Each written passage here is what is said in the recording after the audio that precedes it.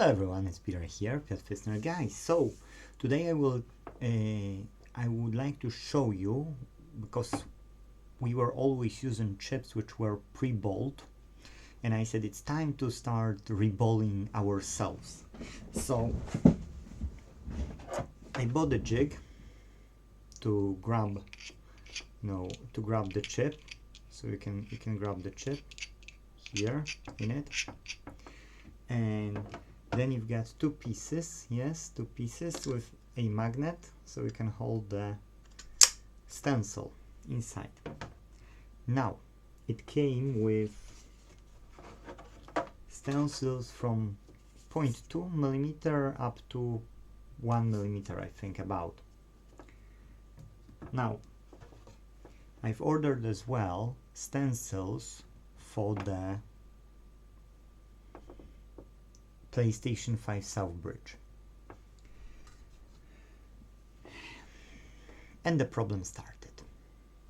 So originally I thought I will order this and I will get that stencil and I will be able to reball it. When it came, it was with squares here. The holes were square, yes, so I said, okay, if it's square, it's for the balls. I mean, for the, how you call it, for the paste, yes. First time when I've seen it, I didn't know that the squares are for the paste and then are circular for the balls. So we did try and it didn't work. We tried on the faulty South Bridge. Now I went to Stevie B, and Stevie B asked me to join on Discord, so I went on his Discord, and they've explained me that there is a difference. Okay, the square, when you get the holes here as squares inside, that's for the paste, and when you've got circular, these are most of the time, like for the balls. I don't know, is it always the case or not? If somebody knows better, please comment down below.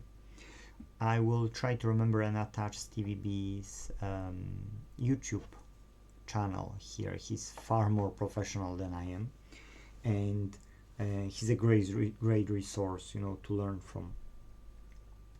So yeah, what I did is I had it explained that if I want to use the hot air, I need to have stencils with holes outside.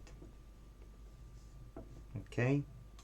If I want to use stencil with a hole underneath, then I'm unable to do it. So what I did is I've ordered that one on AliExpress, but it will take me time before it will come. So I said, why I won't use what Stevie B told me, that you can reball with this, stencil, lift it up, leave the balls on the chip, and use hot air station, not the cheap hot air station like this, yes, which has a fan and which has too big flow of the air. Well, he didn't use the exact words, yes, but with like a pump, that one. That's Yihua 968 DA Delta Alpha Plus, and third generation or something, I don't know, free. So I've got Circuit Specialist on the pump, and I've got this Yihua. This Yihua is bad on the heating element. You need to watch out because you can use this heating element quickly. The Circuit Specialist was better because it was lasted me for years before I burned the heating element, yes. So if you've got pump and not air, then on the minimum airflow, on those ones you can really have low flow.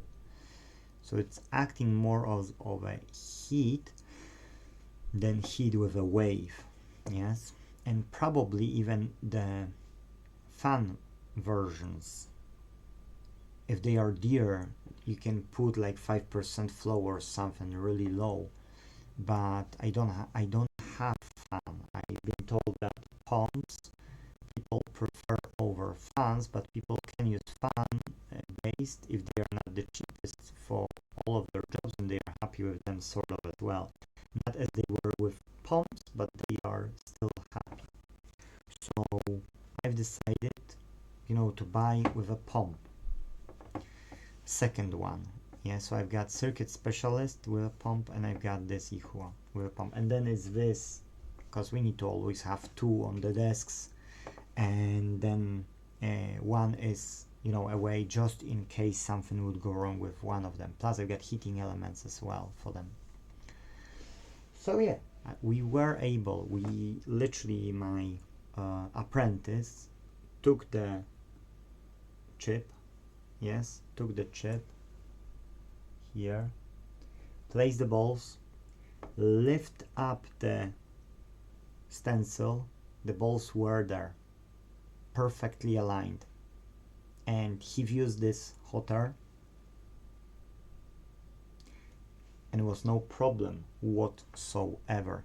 I'll pause and I'll see if I can show you under the scope. Sorry guys, I count. It's showing the microscope, but it doesn't show the picture. I can't do it. I can't force it to work. I've switched to Linux and I'm installing everything on Linux now. And I don't have access, so I won't show you underneath the microscope. And the second microscope, the portable one, my apprentice took back home. He wanted to do some stuff with it, so I said, okay, just take it. It's no problem. So what else I can tell you? Yeah, that's pretty much the procedure. So you see, you can either use the paste if you've got those stencils with holes here around it, which then helps to release the pressure. And then when you put the paste on and you hold in it with something like tweezers, then you can, hold it, properly. Or you need to have the rounded one, excuse me, and then place really thin layer of the flux on the surface of the chip, and then place the balls and then lift it up. And when you've got universal, unfortunately harder, because either in the first place you're not putting the balls where they shouldn't be, or you're putting and then you're struggling with taking them out. Yes, so either you're taking a photo or have second chip, let's say the faulty chip, and based on that you observe which balls shouldn't be. In general, it's a it's okay job. It's quite nice for some people, but it can be a bit hectic. Yes, if you're not patient, if you can't focus well, then it can be not so good. Especially when your hands are shaky, so even if you've got something to support your wrist, then if it's still shaky, then you will have problems. So you need to have quite steady hands to do it. That's why it's not for everyone, you can say. And then if you are okay with that, and if you can do it, then it's okay. Yes, you'll feel when it's working, when it's not. When you flow in and you see that it's suddenly starting to push those balls away, you've got too big airflow. When you don't have enough heat, they won't melt.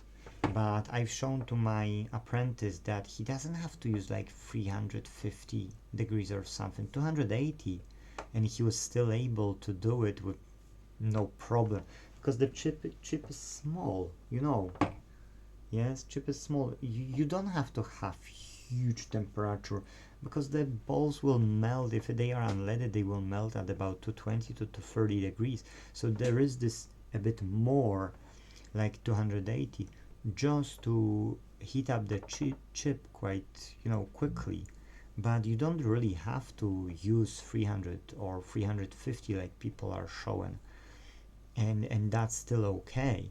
And yeah, that's pretty much it. So you get all the info about how to with reballing. Yes. If you've got any questions about reballing, because we're as well new to it, we were always buying chips which were pre-balled or reballed, yes, for us, and we never were doing that. But now, because we are more like, I've got 2 technicians and 2 apprentices, and we've got more work, then we've decided to start reballing ourselves, because sometimes it's a waste of time, you know, when you've got a chip and you need to reball it, and you've got problems. So that's why I said enough is enough, and let's do reballing in-house, yes, because that saves time and hassle. So guys, I don't know if you need anything else or not about it. If you do, please let me know down in the comments below. Hopefully it was educational, you know, like you can have something out of it. Maybe you will start your reballing process yourself. And people who I looked first from reballing was Decoder. Yes, I haven't looked at Stevie B's if he was doing reballing. I don't know, but I will show you I will put in the description Stevie B's YouTube, just because he's a really decent guy and he does deserve to have more views on his YouTube, and plus he was the inspiration for us to correct, excuse me, of what we thought we know about it, to that we were ready to start, but we were nowhere close and we were struggling. So if not for him and for his help and for his team who was on the Discord, we wouldn't achieve it. Yes, that's why I shout thank you as well here. And that's it, guys, everything. Thank you for watching. See you in the next video, and if you don't mind, please leave us a like button here. Take care.